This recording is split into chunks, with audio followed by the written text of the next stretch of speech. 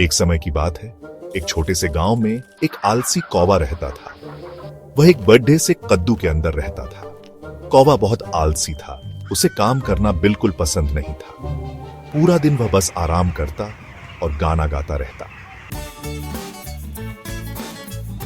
जल्द ही बारिश का मौसम आने वाला था। गांव वाले अपने घरों की मरम्मत करने लगे। पशु पक्षी भी अपने घोंसलों को मजबूत बनाने में जुट गए, लेकिन आलसी कौवा बेफिक्र था। एक दिन बादल गरजे। आसमान में काले बादल छा गए और बिजली चमकने लगी। ऐसा लग रहा था जैसे आसमान में कोई बड़ा तूफान आने वाला हो, और बारिश शुरू हो गई। पहले तो हल्की हल्की बूंदें गिरने लगी, जो धीरे धीरे तेज होती गई। हर तरफ पानी ही पानी नजर आने लगा। पहले तो कौवे को मजा आया। उसे बारिश की बूंदों में नहाना बहुत अच्छा लग रहा था। वह अपने पंख फैलाकर बारिश का स्वागत कर रहा था। उसने कद्दू के घर में बैठकर बारिश का आनंद लिया। खिड़की से बाहर झांकते हुए वह देख रहा था कि कैसे हर चीज ताजगी से भर गई है। लेकिन बारिश तेज होती गई। बूंदें अब मोटी धाराओं में बदल गईं और हवा भी तेज चलने लगी। ऐसा लग रहा था जैसे बारिश रुकने का नाम ही नहीं लेगी, और कद्दू के घर में पानी भरने लगा। कौवा घबरा गया। उसे समझ नहीं आ रहा था कि क्या करे। पानी का स्तर बढ़ता ही जा रहा था और उसका घर डूबने लगा था। उसे समझ नहीं आ रहा था कि क्या करे। वह इधर उधर भागने लगा, लेकिन कोई रास्ता नहीं सूझ रहा था। आखिरकार उसने सोचा कि उसे किसी ऊंची जगह पर जाना चाहिए। कौवा उड़कर एक पेड़ की ऊंची शाखा पर जा बैठा। वहां से उसने देखा कि कैसे उसका कद्दू का घर पानी में डूब गया है। उसे बहुत दुख हुआ, लेकिन वह सुरक्षित था। धीरे धीरे बारिश थमने लगी और आसमान साफ हो गया। कौवे ने राहत की सांस ली और सोचा कि अब उसे एक नया घर बनाना होगा, जो बारिश में भी सुरक्षित रहे। उसी समय कौवे ने देखा कि एक छोटी सी रॉबिन अपने घोंसले में बैठी है। यह घोंसला एक पेड़ की ऊंची शाखा पर बना हुआ था, जहां से रॉबिन अपने चारों ओर के दृश्य का आनंद ले रही थी।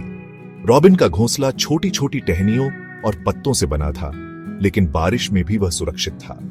रॉबिन ने बड़ी मेहनत से अपने घोंसले को बनाया था, और वह अपने घर को लेकर बहुत गर्व महसूस कर रही थी।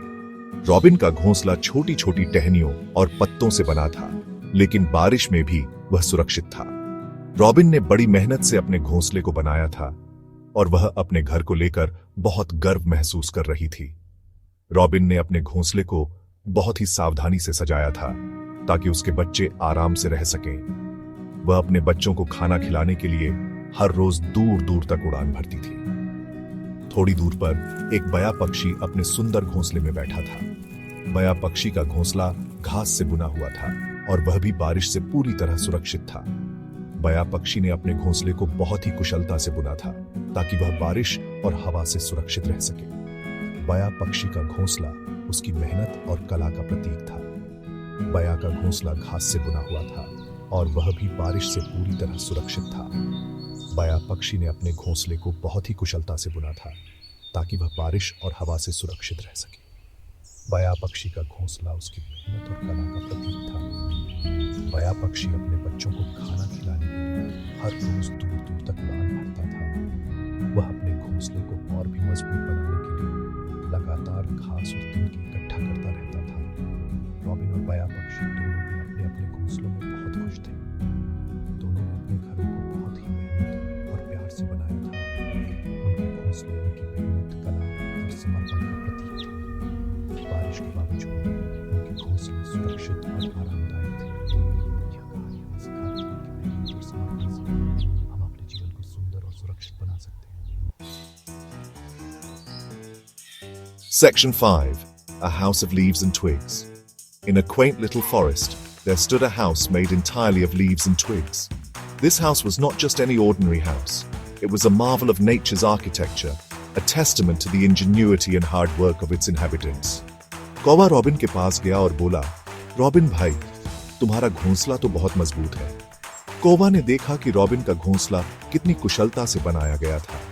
हर पत्ता और टहनी सही जगह पर थी, जैसे किसी कलाकार ने इसे बनाया हो। कौवा ने सोचा, कितनी मेहनत और धैर्य से रॉबिन ने यह घोंसला बनाया होगा। रॉबिन ने जवाब दिया, मैंने बहुत मेहनत से इसे बनाया है कौवा भाई। रॉबिन ने बताया कि उसने कितनी सावधानी से हर पत्ता और टहनी को चुना था।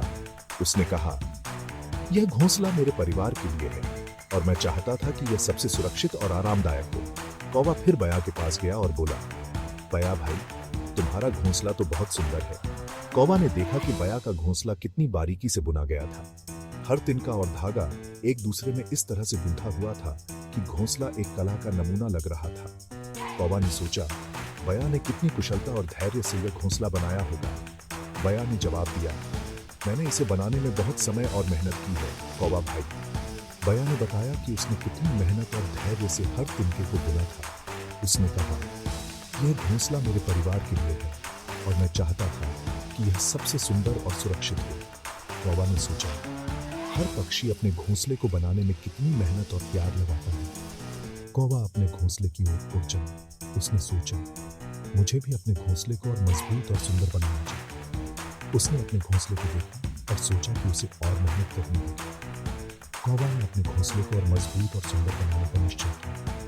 उसने सोचा, अगर रॉबिन अपने घोंसले को इतना सुंदर और मजबूत बना सकता है तो मैं भी बना सकता हूँ। कौवा ने पत्ते और टहनियाँ इकट्ठा करना शुरू किया। उसने हर पत्ते और टहनी को ध्यान से चुना और अपने घोंसले में जोड़ना शुरू किया। उसने सोचा, मुझे भी अपने घोंसले को सबसे सुंदर और मजबूत बनाना है। कौवा ने दिन रात मेहनत की और अपने घोंसले को मजबूत और सुंदर बनाया। आखिरकार कौवा ने अपने घोंसले को पूरा कर लिया। उसने अपने घोंसले को देखा और संतोष महसूस किया। उसने सोचा, मेहनत और धैर्य से कुछ भी संभव है। कौवा ने अपने घोंसले में आराम किया और सोचा कि उसने भी अपने घोंसले को सबसे सुंदर और मजबूत बना लिया है। बारिश और तेज हो गई। कद्दू के घर में पानी इतना भर गया कि वह तैरने लगा। कौवा डर के मारे चिल्लाने लगा। उसका कद्दू घर पानी में बहता हुआ चला गया। कौवा उड़कर एक पेड़ पर जा बैठा। वह ठिठुर रहा था और उसे बहुत पछतावा हो रहा था। तभी रॉबिन और बया उसके पास आए। उन्होंने कौवे को अपने अपने घोंसलों में जगह दी। अगले दिन बारिश रुक गई।